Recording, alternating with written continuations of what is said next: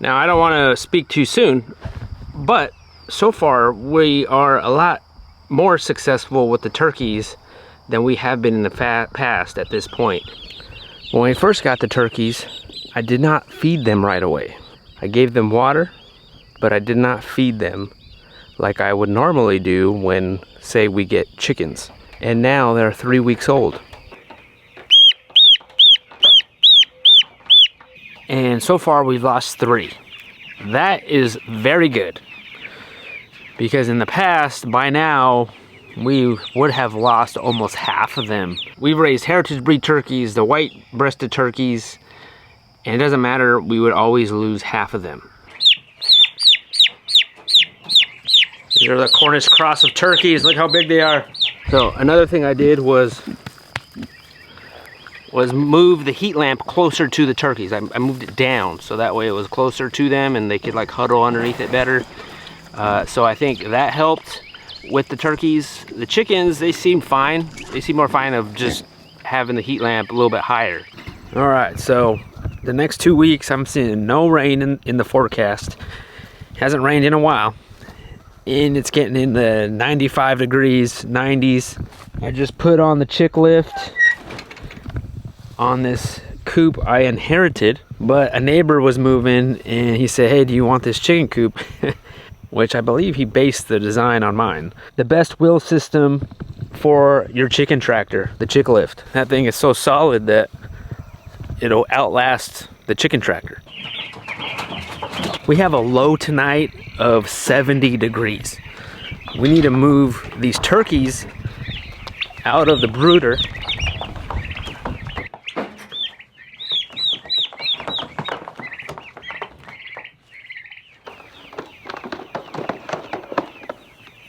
Now the reason why I'm talking about the weather is that I wouldn't be taking these guys out of the brooder if it wasn't hot.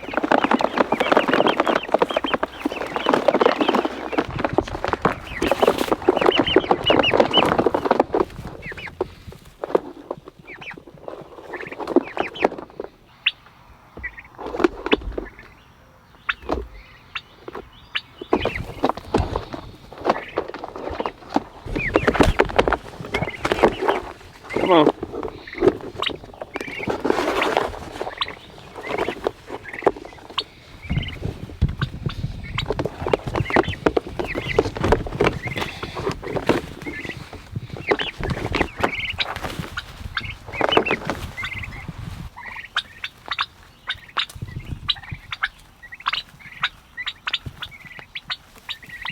Trust me guys, you're gonna be a lot happier out here. Man, turkeys are so fun to look at and they're so soothing.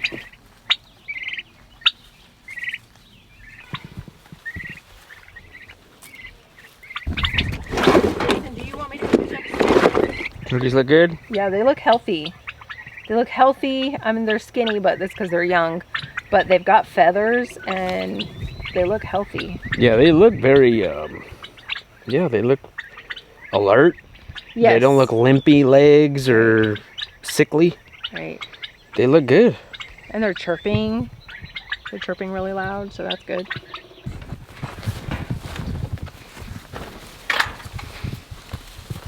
There you go, turkeys. So one thing that I did different this year than usual is I have a higher percentage.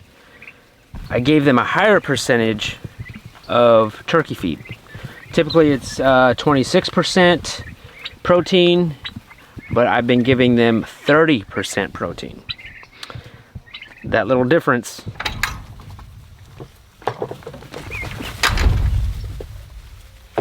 Another thing I've been doing differently is this Fur Trail Poultry NutriBalancer.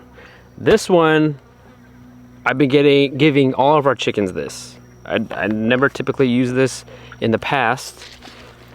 And I'm also giving our turkeys this, and really it's just added minerals, vitamins, all natural stuff. Nothing medicated about it or anything like that. And I'm just adding some little bit in their feed. So I think this is helping with our Cornish cross chickens and also these turkeys. From here, I'm gonna be leaving them in this chicken tractor for now. And then as they get bigger, I'm gonna let them out of this thing. Of course, still move them around in this coop. And then when they get bigger, we'll move them out of this thing and open the door for them and let them free range, or, you know, probably around a netting. Because eventually they're just gonna get bigger than this tractor. I don't know, let's hope, let's cross our fingers that they're still gonna be good and healthy by Thanksgiving. And we're not gonna lose any more. Ain't that right?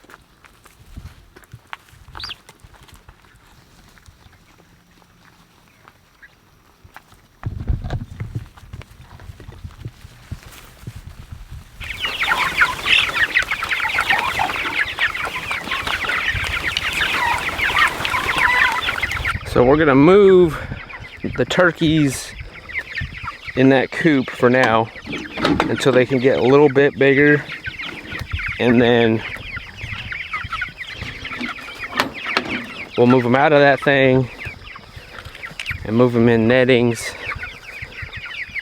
because they will, that many of them in that coop will get too big.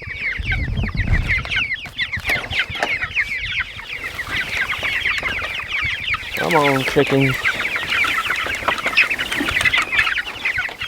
We have not lost a whole lot of chickens. I mean, we don't usually typically do. So it's kind of hard to tell if that NutriBalancer that we're using for the meat chickens also is doing anything. I mean, it's just added minerals, you know, it's hard to tell, like, if it, I don't know, you know, how do you know if it's working? I guess if they continue to look healthy and just anything added like that, I think it's just going to be a plus for the chickens and for the animals.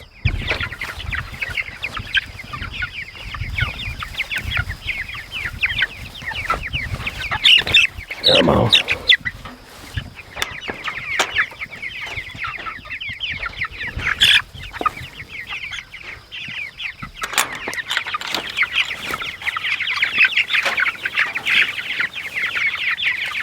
Because we moved these chickens out at 3 weeks. They were not even 3 weeks, like barely at 3 weeks. That soon, I feel like they eat more of the grass. Maybe because I started them on there really early. Maybe it's because those vitamins I'm giving them.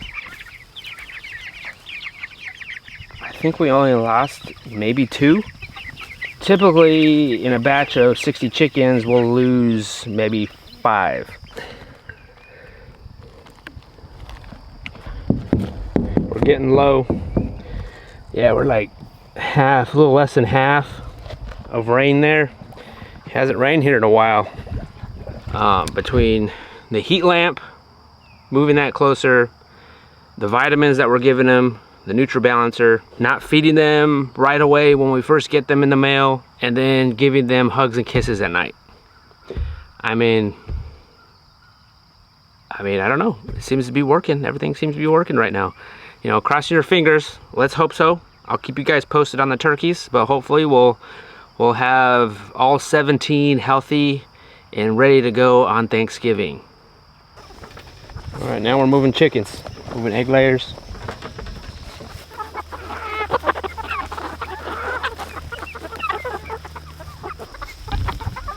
Come on, chickens.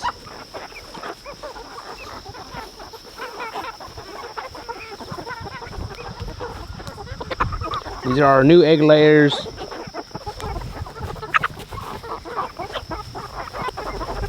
They have not laid eggs for us yet, but come around fall time or the end of summer, they should start laying eggs.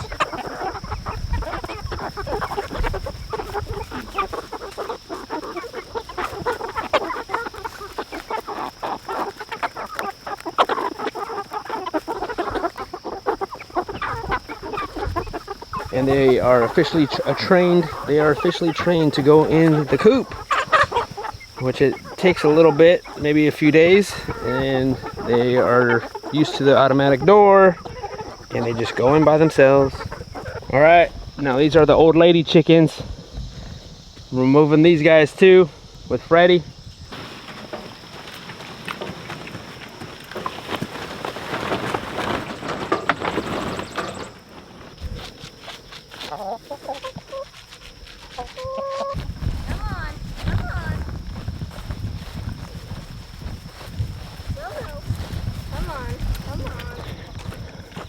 Birdies, come on, birdies. So we're doing something different now that we have this fence line. We're gonna use this as part of the netting, so that way we'll give them a bigger area, and we're still just using one netting. Abigail actually got in. Yeah. Mom, that's very close to it. Oh yeah, look at this one. This one's not even in.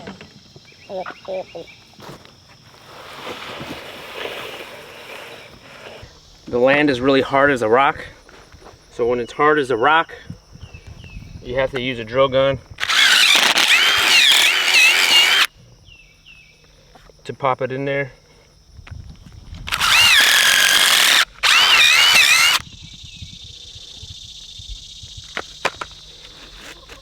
There we go.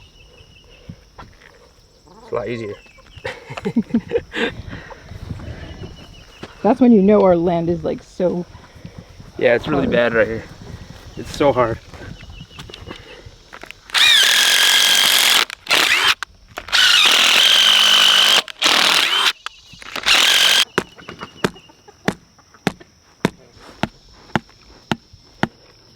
Alright, so now I have these jumper cables, these little jumper cable clips.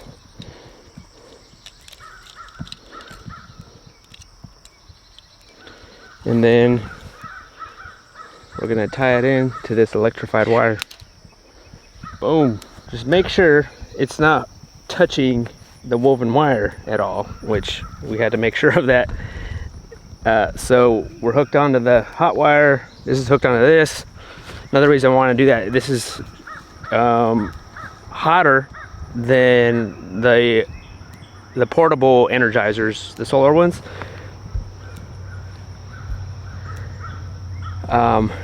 Because now we're on this side of the fence that I just fenced in this winter, and so this same spot is where a dog got tangled in the netting. So now I'm hoping if this is hot enough, which it's not going to get any hotter than this and where it's at now, then if a dog does come on this side, hopefully they shock their buns off. Before we leave, I have two things to share with you guys. If you head on over to sowtheland.com, our website, you can purchase tickets for new dates for chicken processing, chicken butchering workshop, which is in July, is our next one. 2 dates to choose from.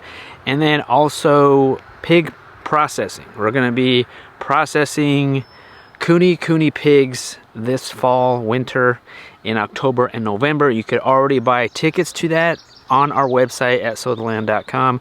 That's a 2-day workshop. We've done it here before in the past, and we're doing it again. Showing you guys how to put meat in the freezer if you want to do chickens. We have that coming up, and our pigs.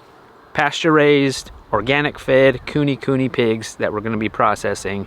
So if you head on over to our website at sowtheland.com, all the information's on there. You can buy tickets now. Go check it out. Thank you guys, and we hope we see you here.